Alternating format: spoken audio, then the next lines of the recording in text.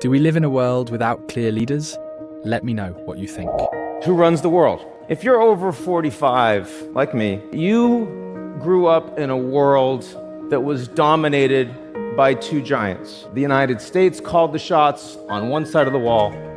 The Soviets set the rules on the other, and that was a bipolar world. If you're under 45, you grew up when the Soviet Union had already collapsed, and that left the United States as the sole superpower, and that was a unipolar world. And then about 15 years ago, things got a little more complicated. The United States increasingly didn't want to be the world's policeman.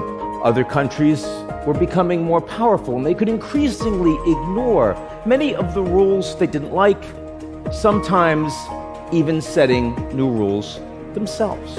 What happened?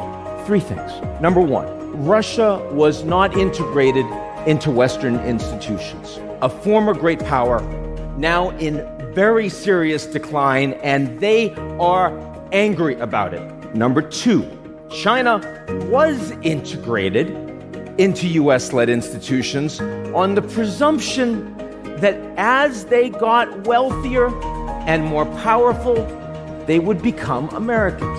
Turns out, they're still Chinese. And the United States is not particularly comfortable with that. Number three, tens of millions of citizens in the United States and other wealthy democracies felt left behind by globalization. As a consequence, they felt that their governments and their leaders were more illegitimate. If you look at all the headlines in the world today driving all of this geopolitical tension and conflict, over 90% of them are because of these three reasons.